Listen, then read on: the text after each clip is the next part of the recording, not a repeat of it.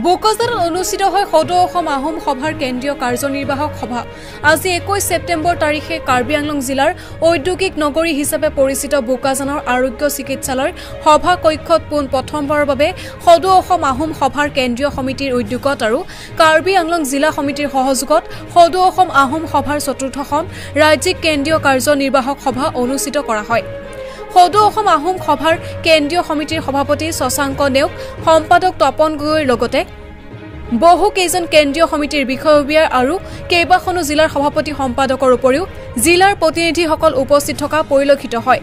সভাৰ মজিয়াত সদৌ অসম আহোম সভাৰ সাংগঠনিক দিশটো শক্তিশালী কৰাৰ লগতে আহিবলগীয়া দিনত সংগঠনটোৰ জৰিয়তে কেনেধৰণৰ সেই বিষয়সমূহৰ ওপৰত সভাত আলোচনা কৰা হয়।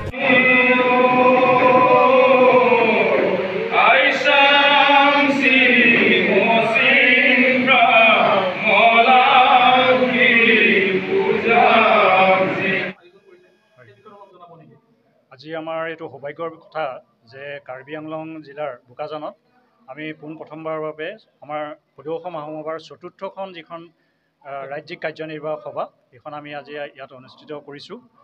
জিলা সমিতিৰ উদ্যোগত কেন্দ্ৰীয় সমিতিৰ সহযোগত আমাৰ হৈছে জিলা সমিতিৰ সহযোগত আৰু কেন্দ্ৰীয় সমিতিৰ উদ্যোগত আজি চতুৰ্থখন কাৰ্যনিৰ্বাহক সভা আমাৰ ইয়াত হৈছে। আমি ইয়াতে বিভিন্ন সাংগঠনিক দিশত আলোচনা কৰি আছোঁ আৰু লগতে আমি অনাগত দিনত আমি কি কাম কৰিম তাৰ ভৱিষ্যত পৰিকল্পনাৰ ওপৰতো ইয়াত বিশদভাৱে আলোচনা কৰা হ'ব। কেন্দ্ৰীয় সমিতিৰ সভাপতি মহোদয় আমাৰ শশাংক নেওগ ডাঙৰীয়া আমাৰ উপস্থিত আছে।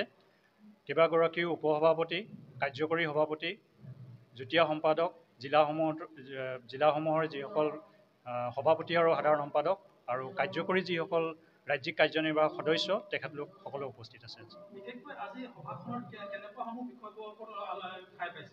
মূলত আমাৰ সাংগঠনিক সম্পৰ্কতে আমি আজি মূলত আলোচনা কৰিছোঁ। লগতে আমি অনাগত দিনত আমাৰ যিটো কাজিৰঙাত যিটো মুখ্য কাৰ্যালয় বনোৱা হ'ব সেইটোৰ ওপৰতো আলোচনা কৰা হৈছে। বিভিন্ন দিশত আমি ভাষা সংস্কৃতিৰ ক্ষেত্ৰত আমি অনাগত দিনত আমি কি কাম কৰিম। ইতিমধ্যে আমাৰ আহোম সভাই ভাষাৰ ক্ষেত্ৰত বিভিন্ন জিলাত টাই ভাষাৰ কৰ্মশালা অনুষ্ঠিত কৰি আছে আৰু অনাগত দিনতো কৰিব। ইয়াৰ পিছতে আমি সাংস্কৃতিক ক্ষেত্ৰতো কিছু কাম কৰিবলগীয়া আছে আৰু আহোম জনগোষ্ঠীৰ আৰ্থিক অৱস্থা কেনেকৈ স্বাৱলম্বী কৰিব পাৰি সেইটোৰ ওপৰতো বিশেষকৈ আজি আলোচনা কৰা হ'ব।